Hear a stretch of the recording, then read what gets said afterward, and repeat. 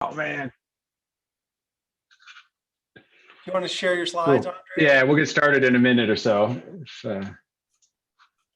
And Andrei, did you send me a copy of your slides, or do you have a link of your slides somewhere? We'd like to put one in the chat room for people. I'm gonna put it in the chat. Perfect. Yeah, go ahead and do that.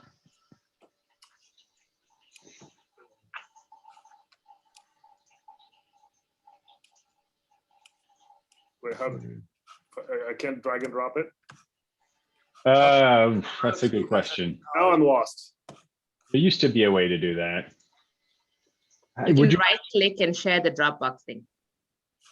Oh, look at Genius. that.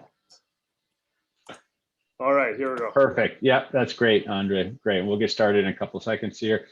Good. And I see, yes, so Nietzsche is in the chat room. So you're okay answering questions in the chat room if people ask? Yes. Great. Although we'll try to get. They should interrupt too, because I'm guessing that they would prefer that. That's what we prefer, but we'll let's give people an option in case they think they just have a small question they want to ask. Okay, good. Okay, so this looks like about time to get started. So we're happy to have Andrei here talking about globalization, structural change, and international co-movement. House rules as usual. If you have a question, just unmute yourself and break in like you would during a regular seminar. But we will leave the stream open afterwards for continued discussion and questions. Andrei, you have an hour. Go ahead and get started. Great. So thank you very much for having me. This is joint work with Bart, Bonadio, Zhenhuo, and Nitya. So Nitya is here. Bart is not here today because earlier this morning he defended his dissertation. And after that, he told me he's going to take the afternoon off, which I think is the right thing to do, clearly. So this is a paper on the evolution of international co-movement over the past few decades. And we all know that the period that ended in the Great Trade Collapse has been a period of trade globalization, and we've seen hundreds of pictures like the one on the left that shows the trade to GDP ratio going up and up and up up until the Great Recession, right? And in the meantime, there's been a tremendous amount of evidence at various levels of disaggregation, at various levels of micro detail and so on, but we've accumulated a ton of evidence that international trade linkages transmit business cycle shocks across countries. So this started with the Frankel and Rose trade co-movement regressions in the 90s, and then that there's just been a tremendous amount of work on showing that. Right, and so thinking about the picture on the left and thinking about this notion that countries that trade seem to be linked in this business cycle way, you might think that we should also observe upward trend in GDP co-movement across between countries over time, right? But it turns out that that's not the case. So on the picture on the right is an average of the 10-year moving average correlations among the G7 countries, or actually this is not the G7, this is the OECD countries, over the same period. And you see that there's no obvious upward trend, and you see that in fact the sort of relatively short frequency variations in this moving average correlation actually tend to be kind of larger than any long-term trend that you see. And so the question is what's going on? Why is GDP co-movement not going up while trade is going up in this period? So what we're going to do in this paper is speak to this question, speak to this apparent discrepancy, and along the way provide a broad narrative of the sources of international co-movement and the evolution of the source of international co-movement over this period. And so, there's going to be a model and so on, but really I can just tell you the story in words and in pictures. And our answer to this apparent discrepancy or inconsistency is a combination of two pictures. The first is extremely well known, and that's structural change, right? So here I'm plotting the share of expenditure on services over the same period, on average in the sample of countries, breaking out consumption in intermediate input, and you see that in both consumption on the left and intermediate inputs on the right, there's this trend for a greater and greater expenditure share on services.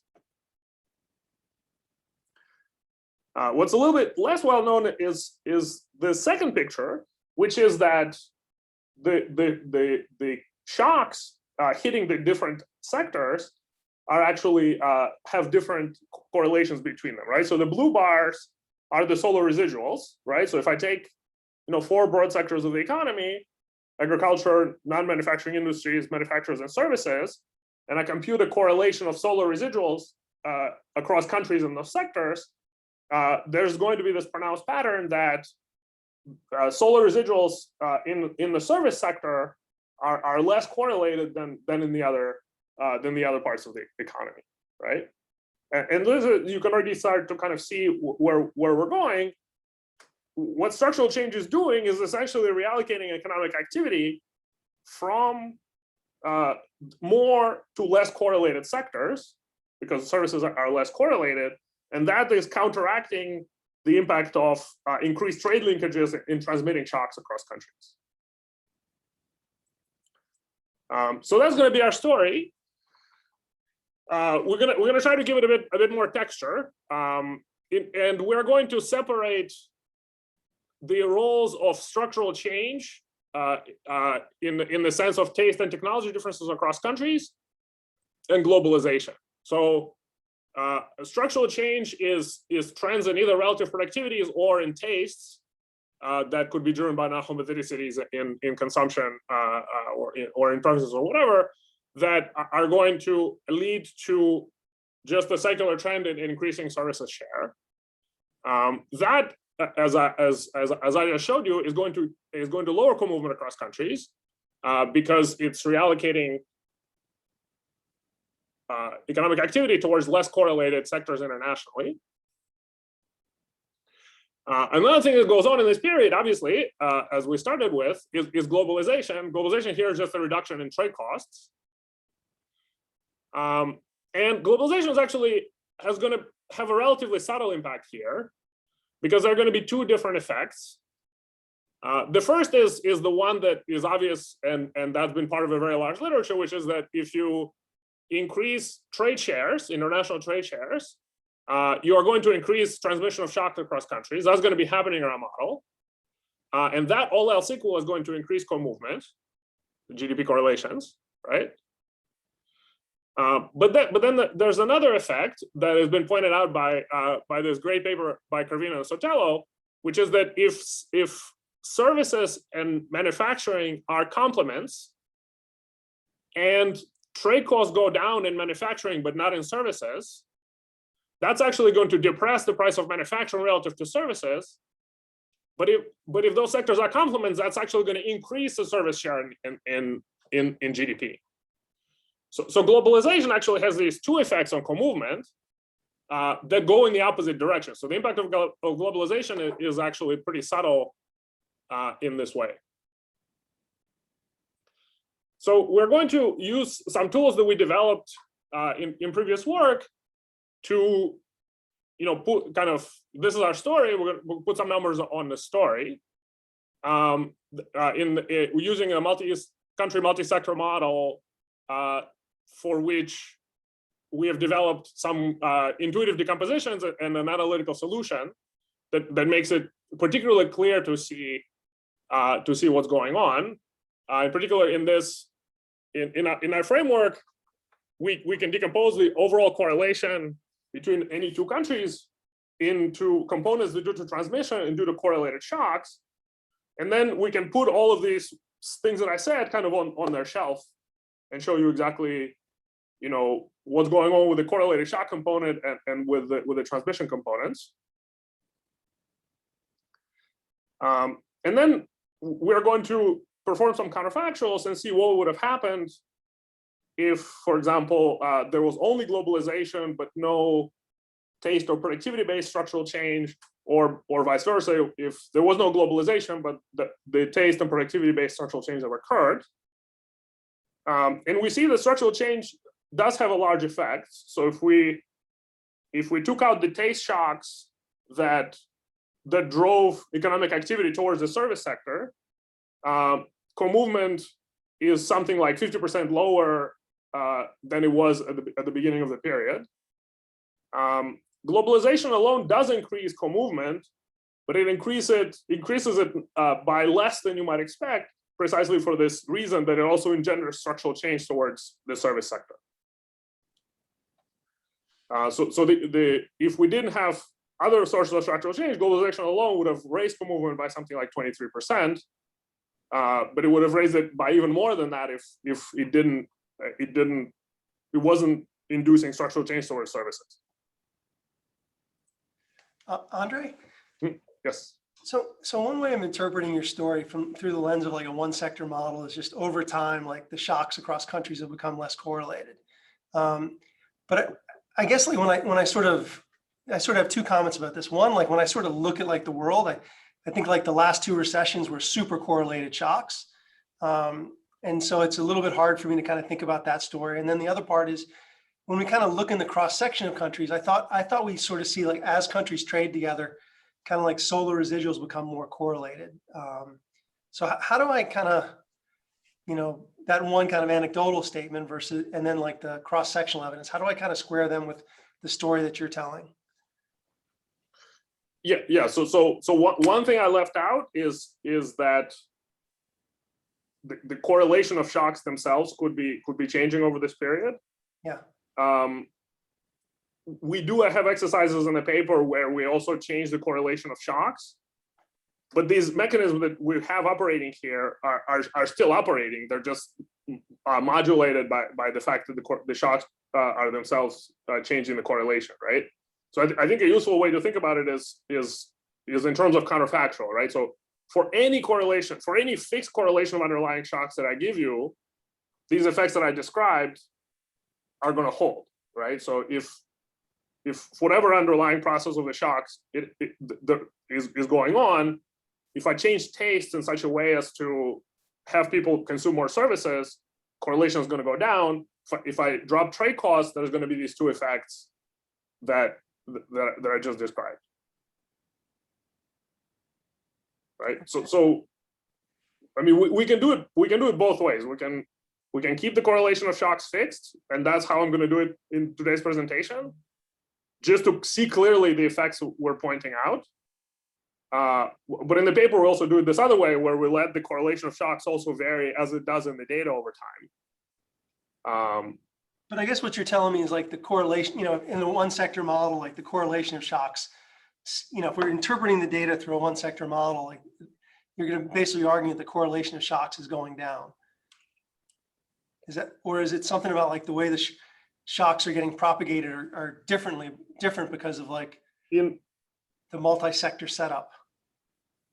So yeah, I mean, I guess in the one sector model, you would have to conclude that the correlation of shocks is falling in the following sense. So you suppose I have a one sector model, I'm extracting shocks to ask it to match, let's say, value added growth in every year, right? While at the same time matching the level of trade openness. And so as the trade openness goes up over time, as it does in the data, the model is going to want to say that there's more correlation that goes on between these countries. But then when you go back and see that the correlation is not increasing, the model is going to interpret that as a fall in the correlation of shocks. And here we're doing it in a bit more textured way, where we have multiple sectors, and we're in a way kind of going one level down and saying, well, the reason the kind of in some composite sense the shocks have become less correlated is that we've reallocated economic activity from more to less correlated sectors. Okay, thanks. Okay, so we're kind of trying to contribute to both literatures on structural change and on international co-movement. I just want to flag two papers that I think are key, sort of have elements that are going to be key for us, which are these two papers in the literature on open economy structural change by Cravino and Sotelo and Lewis and co-authors. So Lewis and co-authors says that structural change is going to actually reduce the amount of globalization, meaning trade to GDP ratios that we see in the data, because the service sector is less open.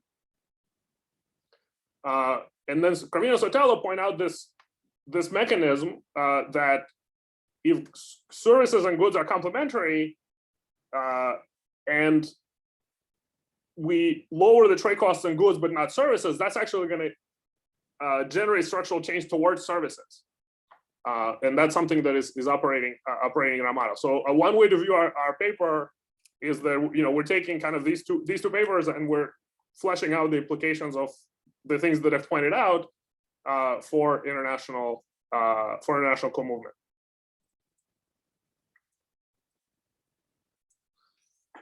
Very good. So let me get into the model. So the model is going to be kind of a multi-sector Armington input-output model. It's going to be a lot like the models that many people, including us, have worked with in the past, with one kind of key twist. We're going to have capital N countries. We're going to have 19 essentially OECD countries, and capital J sectors. These are going to be pretty aggregated.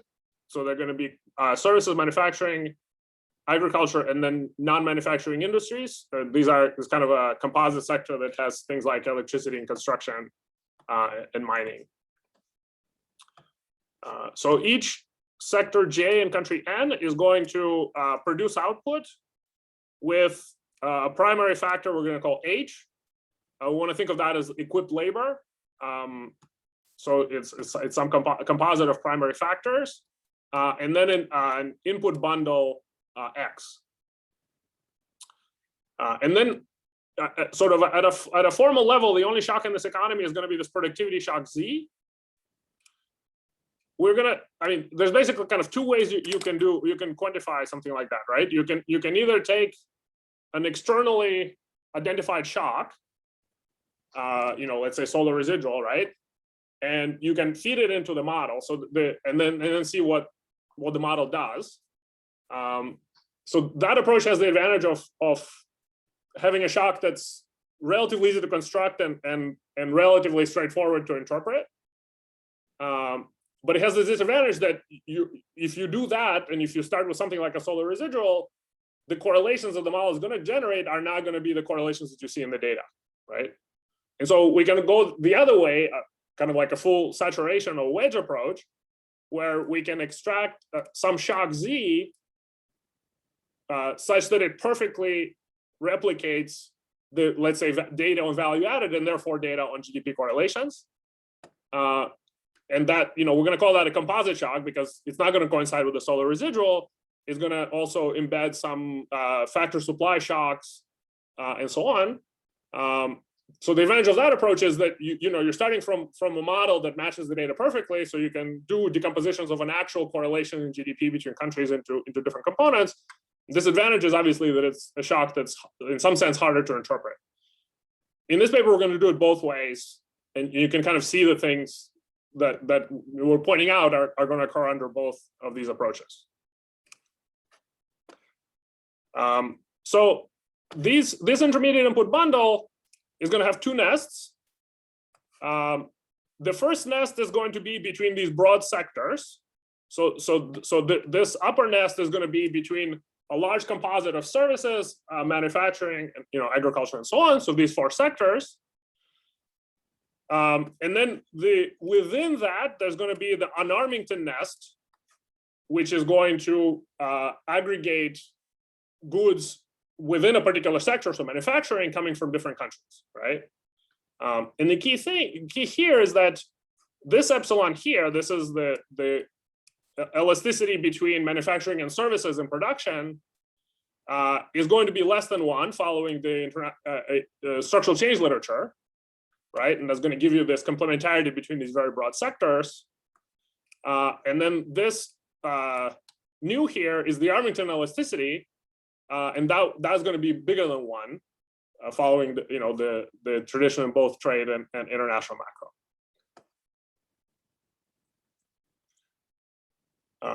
This is the household. So the households are going to have this GHH plus utility function. So they're going to value a final composite consumption good, and they're going to dislike labor, but they're going to supply labor separately to each sector, right? So here, it's a model of a giant family household that has, manufacturing workers, service workers, agricultural workers, and every morning it sends those workers out, and then they find the labor that they want to supply based on the wage they're going to get in their sector.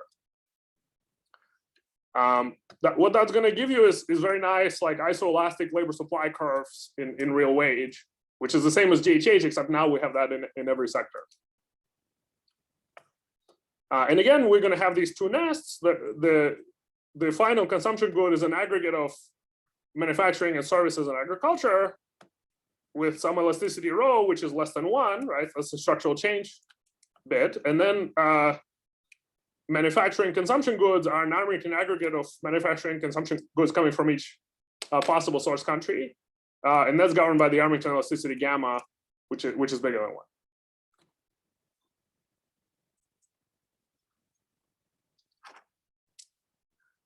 And so, the market, the model is closed by market clearing, right? So total sales of a particular country sector is going to be a sum of the final consumption sales of that sector to every possible country M, and then the intermediate sales of that sector as an intermediate input to all the possible country sectors M and I. And we're gonna post trade balance here. Although we have, since writing this draft, we have done an exercise where we have exogenous trade imbalances a la decaliter and quartum, and that doesn't really change anything here.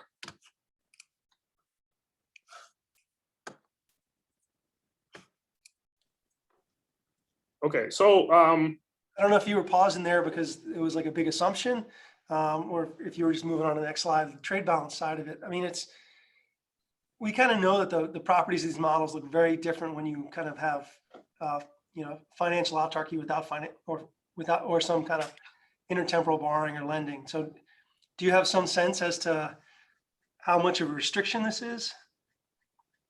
Even for like a simplified version? I mean, we know in the two country version, this is like a really big deal for kind of co-movement.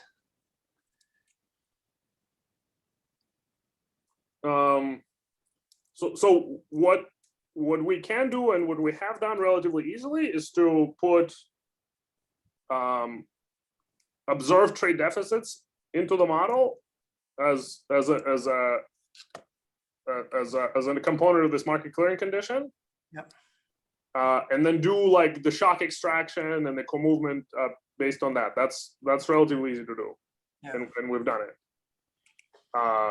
What is hard to do and we haven't done is put a full intertemporal decisions here and do that. That would be very hard. I would say that there's a bunch of evidence that these international business cycle models with financial anarchy seem to do better at matching consumption data than models with capital flows. So it's not clear, what. I mean, it's not clear whether that's preferable, unless you start putting shocks to these demand for foreign assets and so on to actually get the model to replicate something like the capital flows in the data. So that's a big exercise. We haven't done it. Gotcha. I mean, it might be nice to just have some sense as to how robust your results are for like a subset, a smaller version of the model that you guys can actually solve with that optimizing decision. We sort of know that, in these models, as you become more open, business cycles should be becoming, less synchronized through like when you're allowing for borrowing and lending. And we do see like the trade balance becomes much more volatile with more openness as well. So it kind of treating these things as exogenous, it seems like it's going to have like pretty important impact on your quantitative results.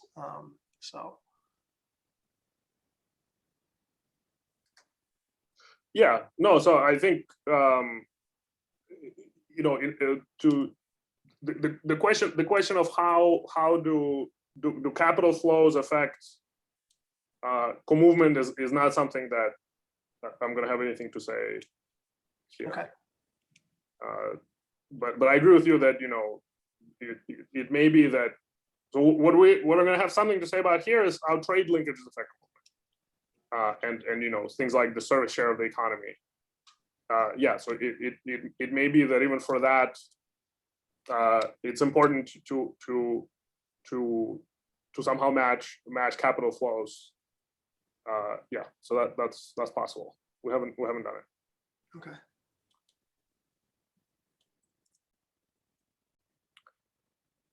All right, so our object of interest is going to be GDP co-movement. So following the influential work of Kim, we're gonna do this in a consistent way and define GDP following national accounting conventions, right? So real GDP is going to be the value of output evaluated at base prices minus the value of inputs evaluated at base prices, and if you do that and you plug in all these things, that you're going to get that the change in GDP is going to be a Domar weighted change in TFP plus a Domar weighted change in hours times the hours elasticity of output in this economy. So this is kind of from here to here.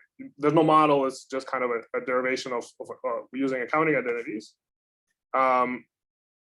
And so this is the object, the GDP that's defined inside the model that consistently with how GDP is measured in the data, and it's the correlation of this object that we're going to be talking about.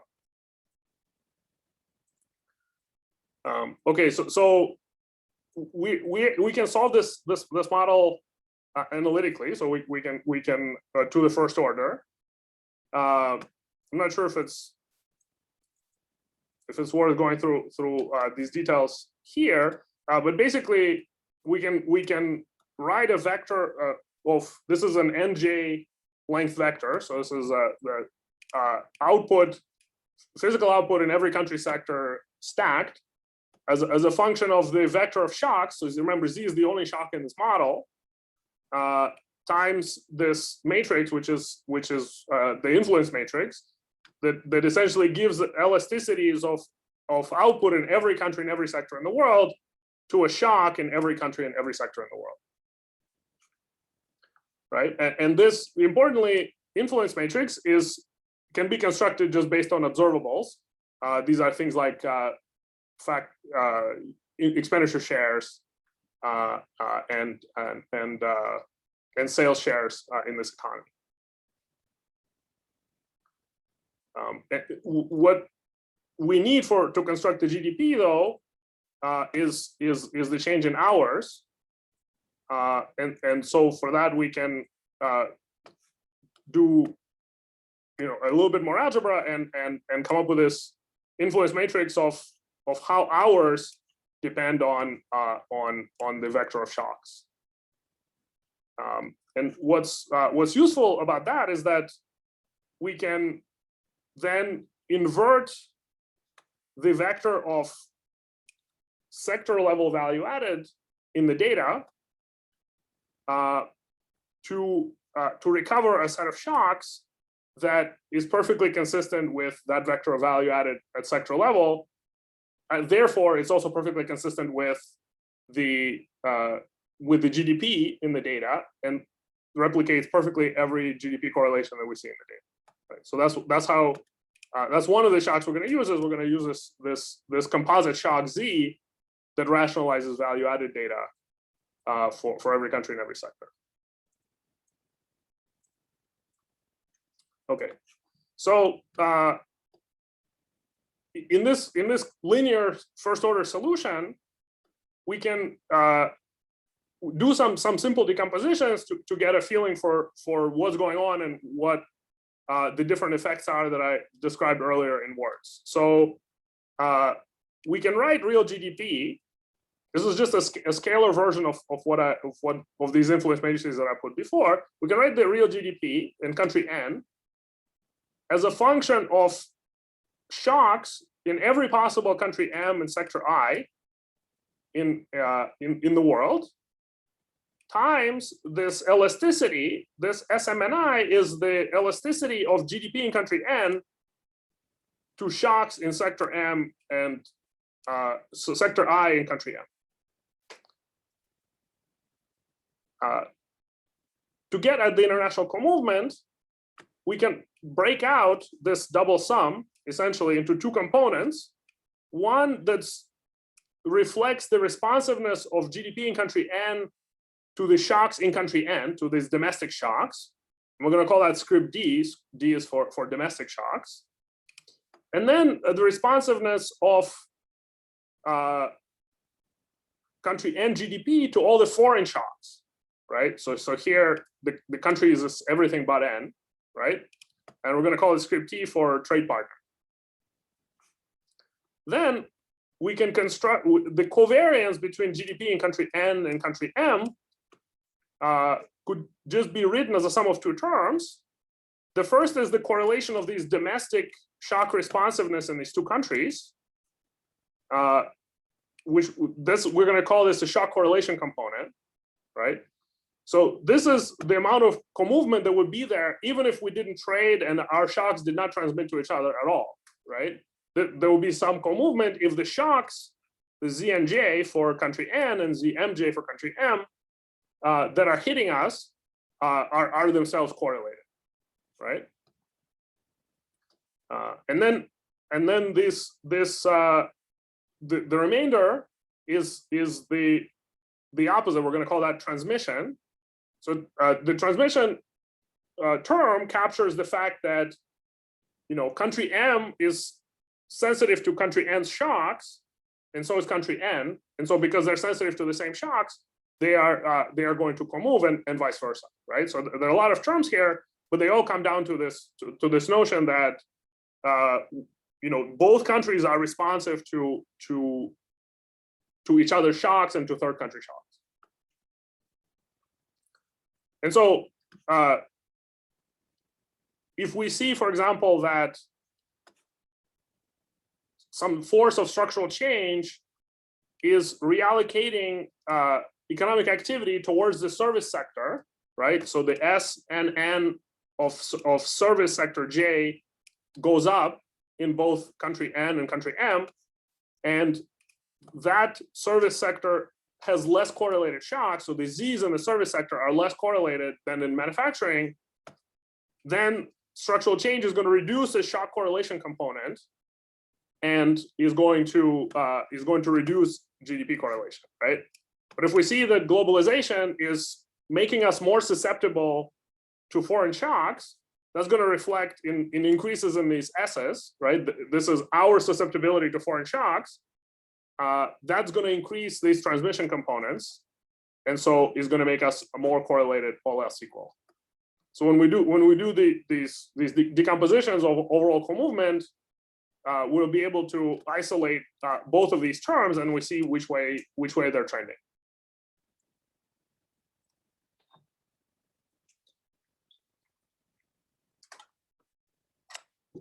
So we're going to use. So for what we need to do, we need data for the matrix. Can I ask you a question? Yes. So how are you going to? So I thought that to get that structural transformation, you're going to also rely on like these taste shocks, right? Yes. Sectorial taste shocks.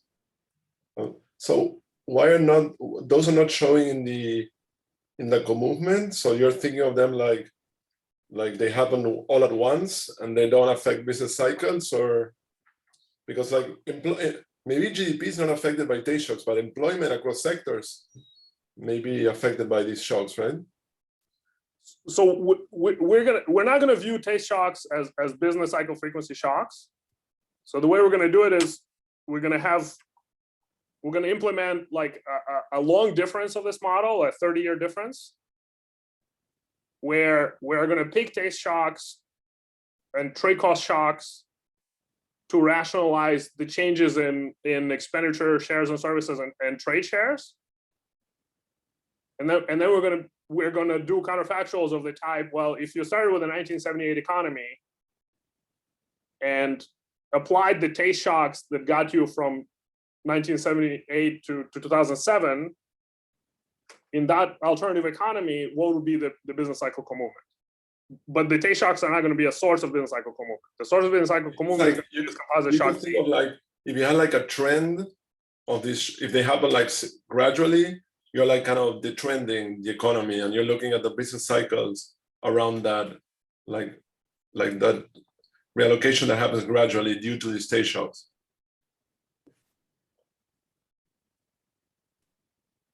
Yeah, so I guess that's a way to think about it. Andrei, maybe to clarify, my interpretation of this is you guys have two steady states. One steady state with some taste shocks at the beginning and trade costs at the beginning of the sample. Another steady state at the end of the sample with different trade costs, trade costs and taste shocks. You linearize and do the business cycle stuff around each of these steady states separately and look at how the business cycle properties surrounding each steady state are different. That's right. So that's a better way of putting it. Yeah.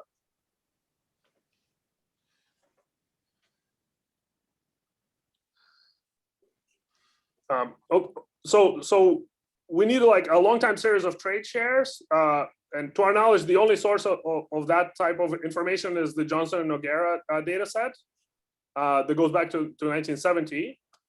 And we're also going to need real output to compute the growth rates of real output. That is going to come from CLEMS, and we're going to end up with a sample of 19 countries in the OECD. Just to have countries at a similar level of development to think about structural change. So we're going to have these upper nest elasticities of 0.2. That's the standard value in the structural change literature, right? So that's going to say that services and manufacturing are strongly complementary. And then we're going to have an Armington elasticity of 1.5. Which is again like a fairly typical value in international business cycle, certainly at business cycle frequencies. And then the sort of like free parameter in all this is going to be the friction elasticity. We're not going to have our own estimation of that, and we're going to set it to 2.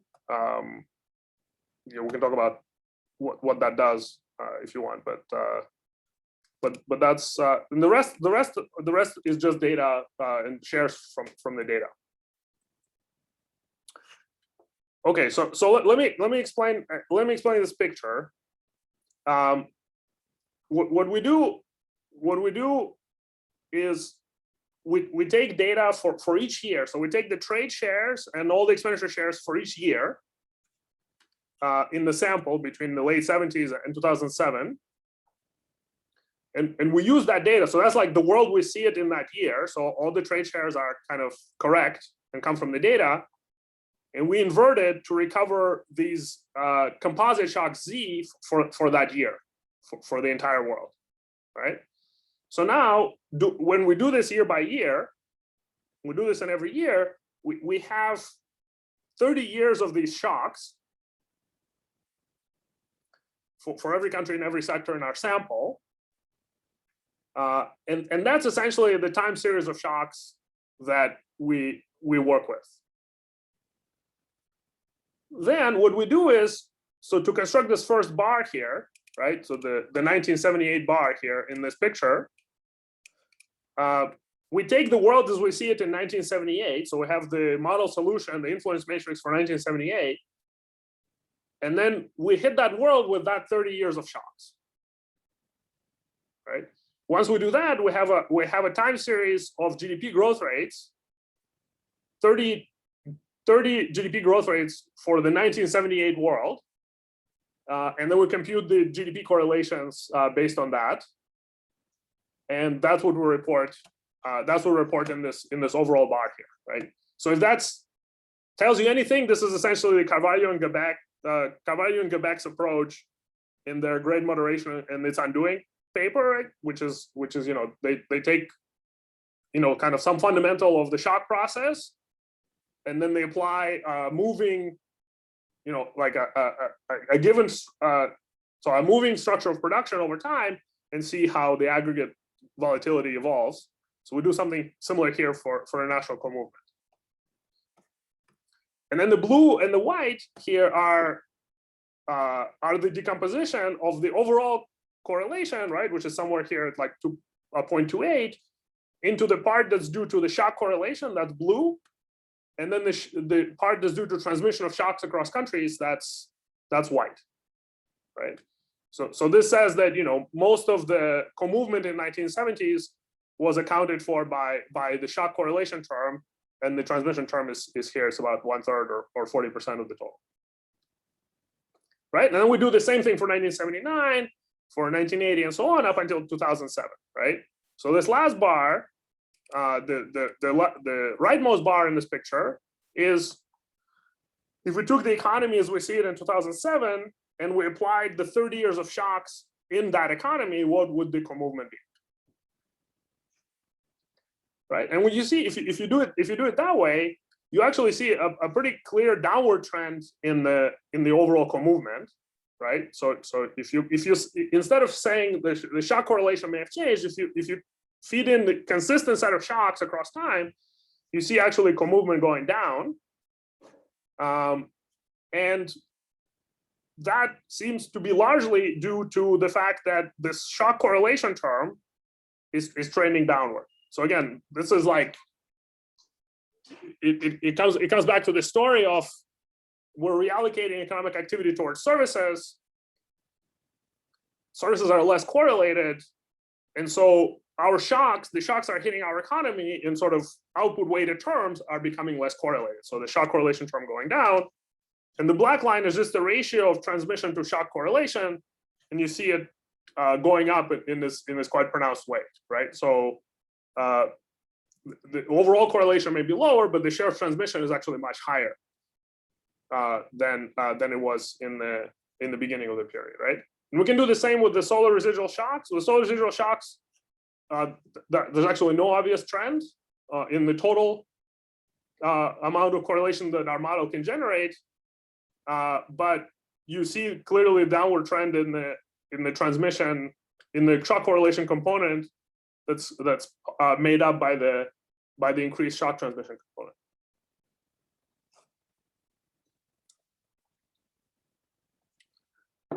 Okay, so that's in a sense an account of what happened to co-movement over this period and how structural change and globalization has affected it.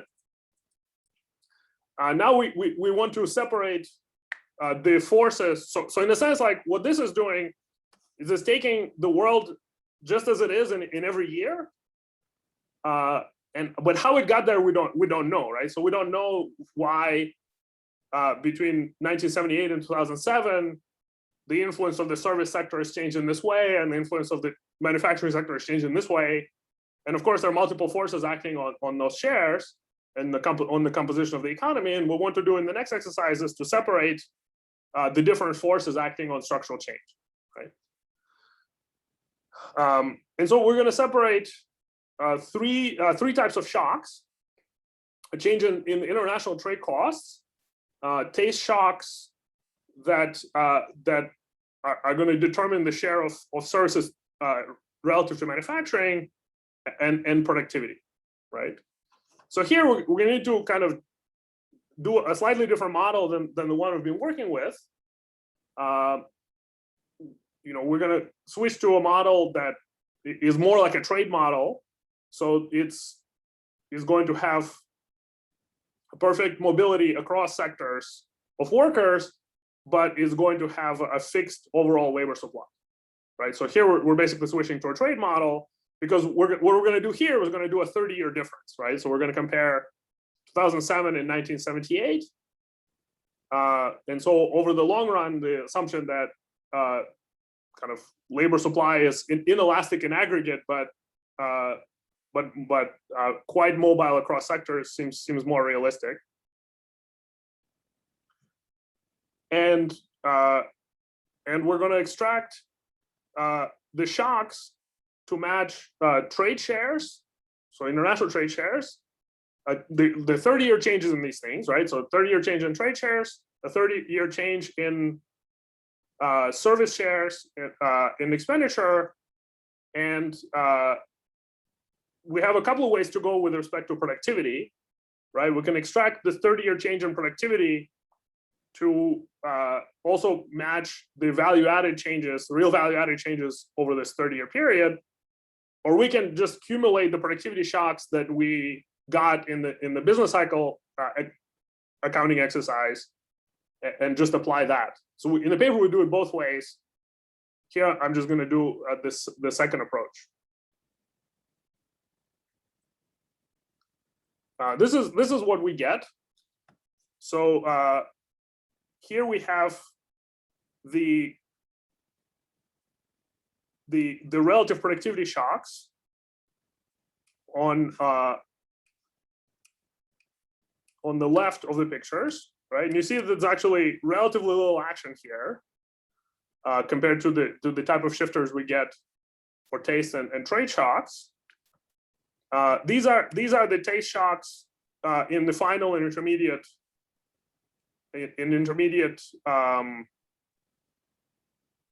sectors. This is relative to manufacturing, right? So this says that the taste for services has gone up and the taste for agriculture and non-manufacturing industry has gone down over time. So this is obviously consistent with demand non-homotheticity making people prefer more services as they get richer. And then the last two sets of bars is the international trade costs in the different sectors. And this has obviously been documented many times, not the least by Carvino and Sotelo, that this trade costs in manufacturing has gone down a lot more than the trade costs in services, which is the white bar. And that's gonna kick in this Carvino and Sotelo effect that this is going to lead to some reallocation of expenditure towards services and away from manufacturing.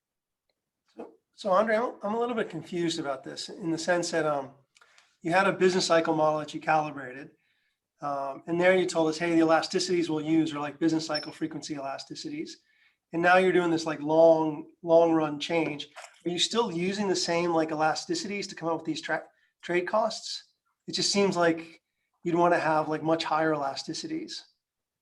So I guess I don't know how to go between these two frequencies. Yeah. Well, yeah. So the complementarity between manufacturing and services. That one's fine. I'm just talking about the elasticity of substitution between home and foreign goods for the most part, which determines your trade costs. Right. So I mean, I forget if we tried to do something long run for those, but we do have this whole other paper with Nitya and Chris Bohm where we do a long run elasticity, and it doesn't end up much higher than 1.5. So that seems like at the lower end of estimates if we just do a meta study right here. It does, yeah. So we can debate that paper here too. I mean, yeah, we can put in a larger elasticity for the long run and see what happens. I'm not allergic to that. I think that's not going to be an absolute key here. I'm guessing it's going to scale down these trade costs a little bit, but my feeling is that conditional on, in the end, we're still matching the shares, and that's what we need, and that's what's going to matter for co-movement. I don't know if that's gonna make a huge difference whether this is a large trade cost change on the low elasticity or high elasticity and a lower trade cost change, as long as we end up in the same place in terms of the shares. But we could try that. I mean, I guess it just comes back to Ariel's question, which was just, you know, we're kind of mixing frequencies, and we're kind of thinking about kind of, you know, these things kind of, you would think that the shocks to trade costs are going to be affecting the business cycle in some way, because it wasn't happening like in a very, very slow way. And so we'd like to kind of be able to have both frequencies in the model as opposed to just kind of shutting things down. No, that's right. That's right. I mean, it's challenging to do. So we haven't figured out how to do it in a clean way, right? So I think what would happen, for example, if you put, if you did not leave preferences unchanged, and you put that, you did a 30-year difference of this model with the same preferences that we're using for business cycle transmission, then, you know, there's going to be this force as the economy becomes more productive, people want to supply more labor, right? Because labor is just upward sloping and it's isoelastic in the real wage. And so, you know, we were kind of not comfortable with that. And of course, you know, you can then put in a shock to undo that or whatever, but that didn't seem like the right way to go necessarily.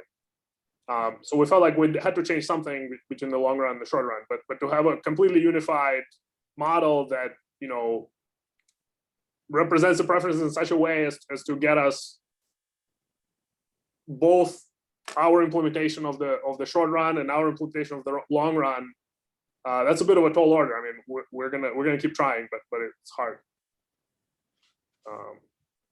Okay, great. Okay, so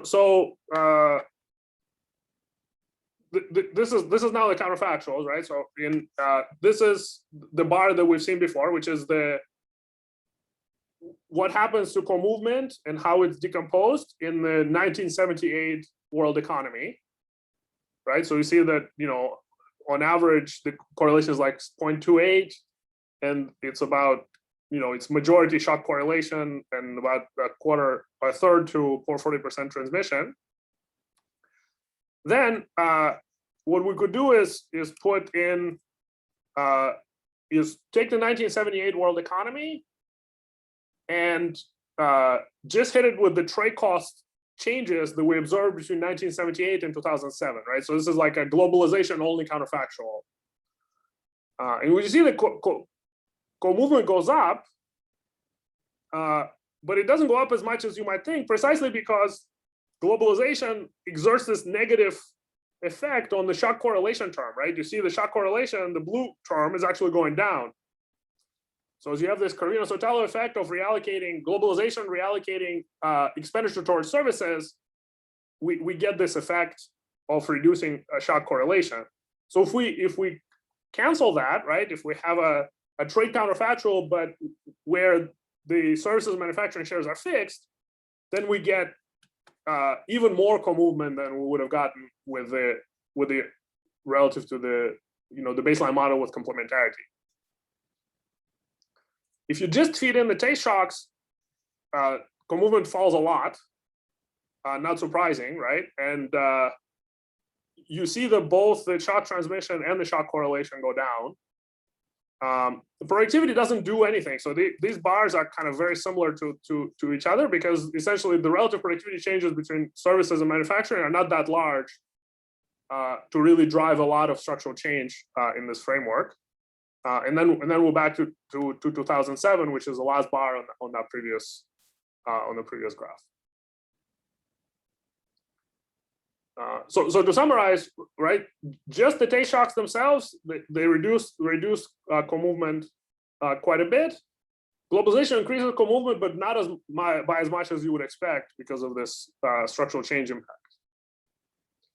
All right, and so that's it for me. What we try to understand in this paper is why is it that international co-movement has been stable over the past or over the 30 years that ended with the Great Trade Collapse, even though globalization was quite dramatically increasing over that period.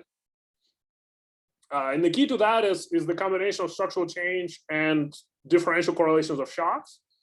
So if variously measured, shocks to services sectors are less correlated than manufacturing. And so when you reallocate towards services, you reallocate towards less correlated sectors, and not all else equal is going to reduce correlation. And we also pointed out that the globalization impact is subtle because of this additional effect of globalization actually accelerating structural change, and so accelerating the movement towards the service sector. So that's it. It looks like I'm even a little bit early. So okay, yeah, you're a master. Brought it in on time. Good. So we'll open the stream up for more questions and comments. Go ahead and just unmute and jump in if you have something you want to ask. Hi, Andrei, it's Kemu. I can move. So just a couple of big picture questions. So the first is on the motivating effect. You know, if you plotted on the x-axis like trade share of GDP, and then, I mean, some measure of bilateral trade, and then the y-axis, some measure of bilateral GDP co-movement, and you mix and match countries in years, you know, you get a big cloud. But then if you ran a regression, you know, the standard trade co-movement regression, and whether or not you include for fixed effects or not, you know, you'll get a significant, statistically and economically significant coefficient.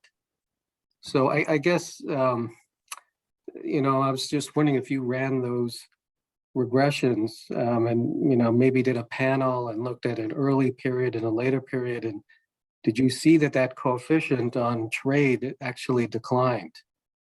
Because, you know, some of the latest papers on the trade GDP co-movement that I've looked at, you know, they still seem to find a strong relationship, which of course is not implied by the picture that you showed it, but I guess I would, if you know, so I guess my question is, have you run the, you know, the usual regression, which I know you've run in some of your other papers, and you found a strong relation? So that's my first kind of big picture thing. I guess I'll ask another big picture thing, which is, you know, in terms of well, I like the idea of your paper a lot. But in terms of the modeling that you did, you know, like a lot of the models that people have developed to try to explain this trade co-movement puzzle, you know, there was some kind of rules of the game that they followed. You know, you build your model, you parameterize it, and then you have this kind of AR1 TFP shock, and there's a certain amount of correlation of the shocks across countries, you know, and then you run it. And until recently, you know, very few models were able to explain the puzzle. In fact, as you know, the problem is in these standard models, you raise trade, you have no effect on the co-movement. So when I first saw your paper, I was thinking, you know, you're trying to explain something where trade is going up and there's no change in co-movement. Well, we already have a lot of models that can do that because they sort of failed in some sense to try to explain the co-movement puzzle. But you did a different approach. You did what I'm going to call kind of a business cycle accounting approach, in the sense that, you know, unlike the other models that have followed this kind of rules of the game thing, you, as you said, you had all the shocks, that you matched all the GDPs and you matched all the trade. So you're going to match all the co-movement and all that up front. And maybe that's a better approach. And and maybe all the other papers that have come before yours, you know, it is surprising that nobody's done something like that, kind of a business cycle accounting approach to understanding this trade co-movement puzzle. So I just wanted your kind of broad comment on that. So I guess I'll just stop there. Yeah. So I think I'd like at some kind of trivial level, right? If we ran a trade co-movement regression inside our model, we would get what people get in the data because our model matches the data perfectly, right? So the challenge that I think is faced by these regressions is that it's very hard. I mean, people have tried, but it's very hard to separate out using this regression transmission from more correlated shocks, right? Especially in the cross section, but even in the panel, right? So just because in the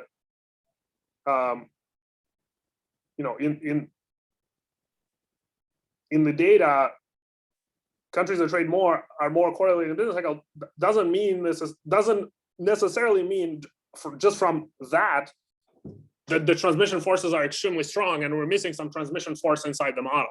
It doesn't mean that because of this omitted variable problem, right? And so that's why I mean, I don't necessarily view that as a dispositive on the model, I guess. That the model, if you feed in uncorrelated shocks, cannot get you the slope that you get in the data, is not damning of the model, right? So in our previous paper, we have the straight co-movement regressions, but because co-movement can be written as a sum of the transmission and shock correlation term, we can regress overall co-movement, or we can regress the shock correlation and the transmission term separately.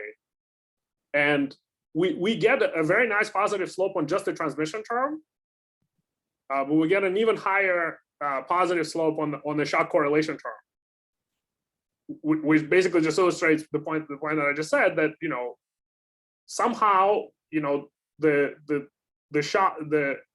countries that trade more are also more similar in terms of their shock processes. So I don't know. It may be too much to ask of a theory to match observed. I mean, I understand that that could be somehow unsatisfying because maybe the shocks that you're extracting are correlated because your model is not matching enough, is not generating enough transmission. So I get that. But I also think that it may be asking too much of a theory to generate the actual observed co-movement through purely uncorrelated shocks. I think that's too demanding, I think, of the theory. I mean, we should keep trying, but I think it's very, that's a very demanding standard.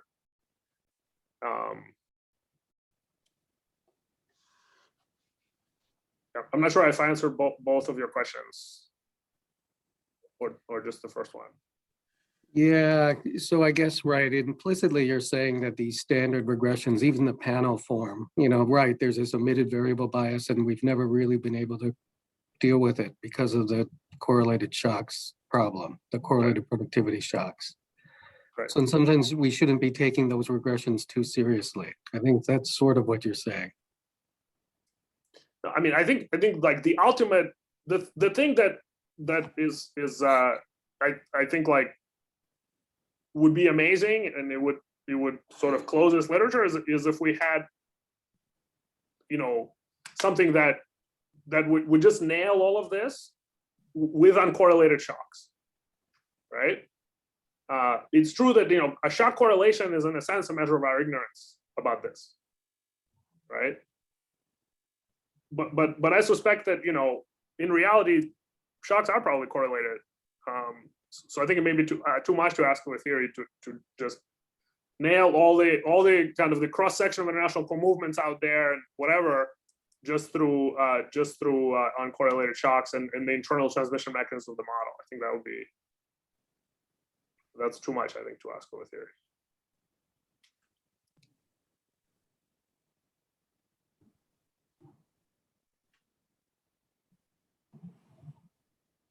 So, Andrei, I'll kind of go back to like something that you said, like the model fits the data perfectly, right? But does it fit like P times Q? I mean, often when we look at real GDP, I mean, these models are all about matching like relative nominal GDP, right? And they don't they don't sort of get the right movements in terms of trades and real exchange rates?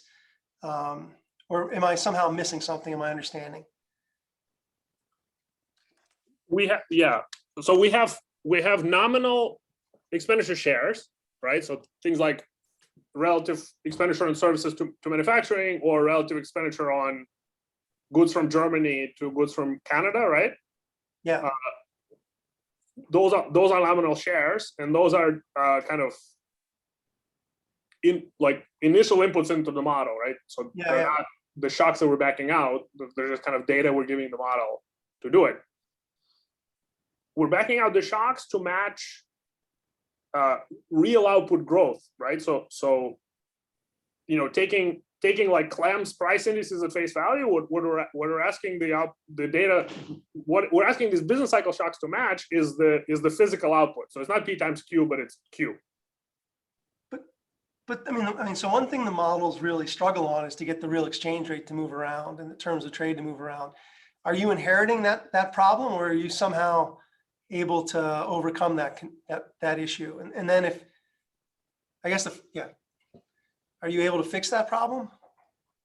No. So we haven't looked at like the real exchange rate too much here, but I mean, from what I know in this literature, you basically need its own shock to explain the exchange rate. Okay, but no, again, that is like we sort of think that's like an important thing that helps in kind of transmitting shocks across countries, and that has changed over time in some way. So I just, in terms of like matching the model to the data exactly, I just sort of, this is a conceptual question, and I don't think it's just in your approach to kind of matching the model to the data.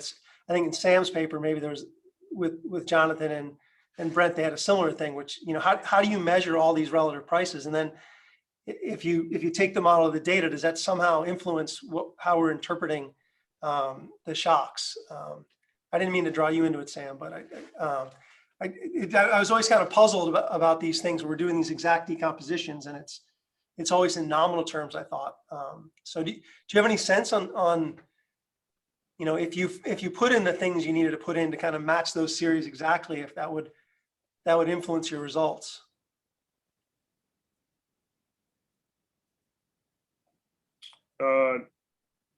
No, I mean, no, we haven't. I mean, it sounds like a feasible exercise, right? Which is we put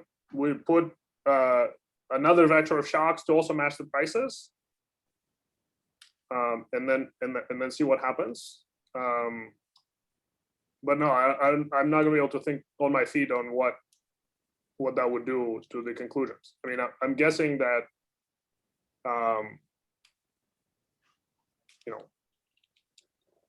it's still probably going to be the case that the shocks are less correlated in the services than manufacturing, if nothing else, because if we're really talking about the exchange rate, then that would apply the same way to both of them. So the relative ranking won't change. But so to kind of the core message of the paper, which is that if you're reallocating economic activity towards less correlated sectors, correlation is going to go down. It's probably going to survive, but I don't know if I can think more on my feet at this point about that. No, I mean, that's clear. It's just really a question of like the accounting exercises that we're doing when we're kind of, if the model really doesn't fit the data, how much stock do we want to put in it? I mean, the idea is kind of straightforward. So.